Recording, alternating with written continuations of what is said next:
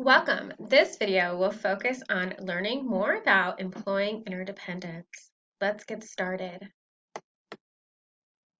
First, we'll begin by defining interpersonal relationships. Then we'll examine 4 different types of relationships. Next, we'll look at the impact isolation can have on our lives. And finally, we'll examine effective communication skills to help us build, maintain, and enhance our support systems. What are interpersonal relationships? Interpersonal relationships can be described as a connection, association, interaction, or bond between two or more people. These relationships can be with romantic partners, family members, friends, or professional colleagues.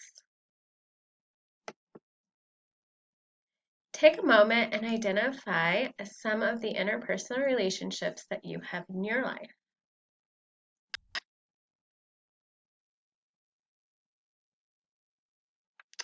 You may have listed relationships with your friends, siblings, parents, bosses, coworkers, or other students.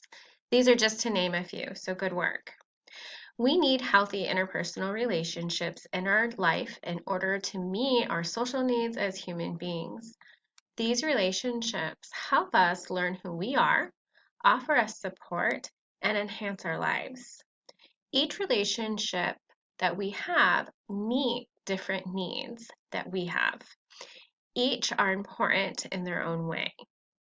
Now that we understand what interpersonal relationships are, let's examine 4 types of relationships identified by Skip Downing.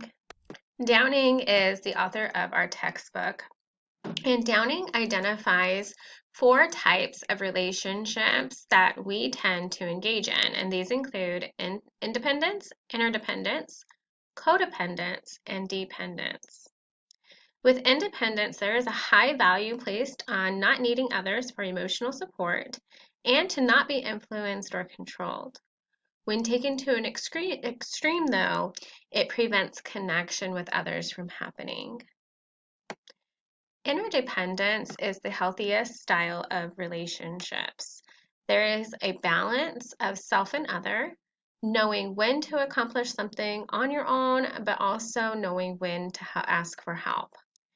These relationships engage in healthy boundaries, active listening, time for personal interest and development, honest communication, taking personal responsibility for behaviors, and being open and approachable to others.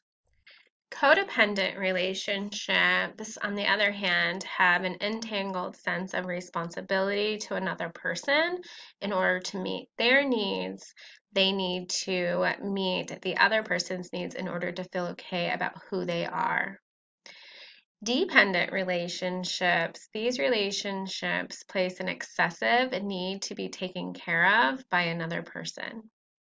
Of the 4 types of relationships, interdependence is the healthiest and the one that Downing encourages us to strive for in our interpersonal relationships. Maintaining healthy relationships is critical to our physical, mental well-being, and here's why.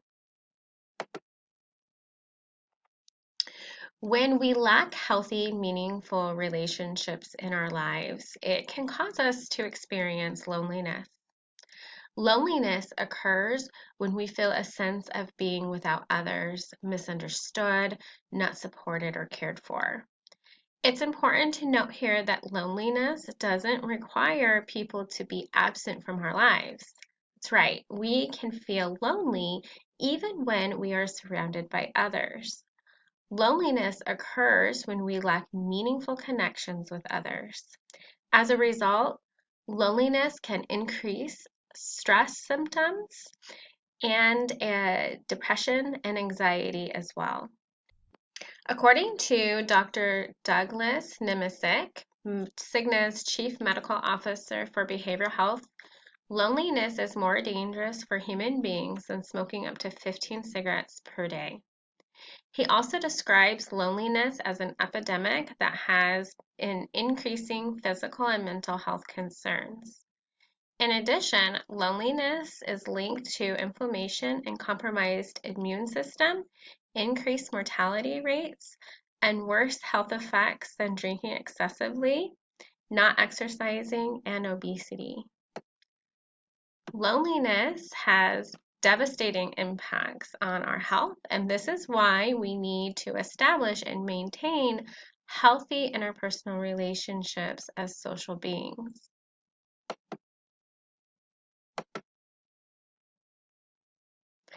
So, how do we combat loneliness? The answer is simple: by connecting with others. Based on your experience, how do you develop healthy relationships?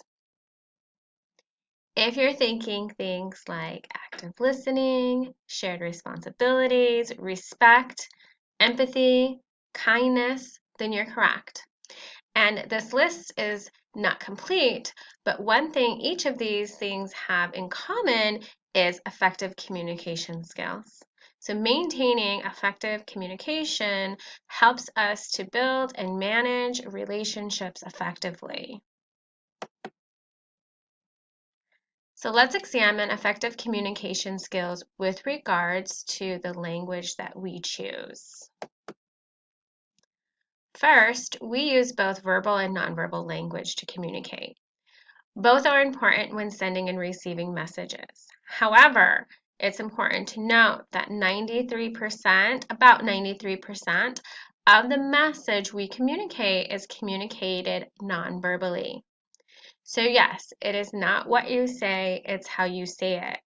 Nonverbal language accounts for body language, tone, and eye contact, while verbal communication accounts for the language that we use. Language is also important as it shapes our perception of the messages that we receive. So let's take a look at what this means. When communicating with significant people in our lives, we need to pay attention to the language that we use when we are communicating. This is especially true when we are trying to communicate an important message that expresses our emotions about something important to us, and when we are navigating through conflict in the relationship. So let's examine I, you, and we language specifically. I language is an effective way to accept ownership and take responsibility for our actions and emotions, while you language tends to place blame on others. So listen to the difference in these two examples. I felt upset when I didn't receive a phone call back yesterday versus you didn't call me back yesterday. The first example takes responsibility, and the second one places blame on the other for not calling them back. Think about the impact the you statement will likely have on the relationship. It's likely that the person being blamed will respond defensively, and the conflict may even escalate, or it might create a conflict in the relationship. We language is also effective. We language communicates a sense of inclusion, that both parties are in it together. This promotes unity and partnership, which enhances relationships. So listen to these examples. We can create a schedule that works for us both. We can clean the house together. When you listen to the we statements, you can hear a sense of inclusion in both of those examples. Ultimately, blame impacts the person blaming by preventing them from being vulnerable and getting their needs met.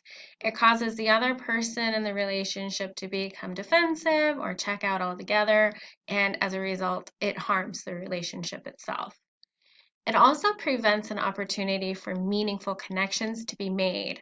And with that being said, language has a powerful impact on our lives and relationships. We've covered a lot of information in this video. We started by defining interpersonal relationships and identifying them in our lives. We then examined the 4 types of relationships that we engage in, and these include independence, interdependence, codependence, and dependent relationships. We also looked at why we need relationships in order to prevent loneliness. And last, we discussed the importance of using effective communication, specifically the impact of language like I, you, and we on our interpersonal relationships. If you have questions on what you have learned, be sure to connect with your instructor. Thank you.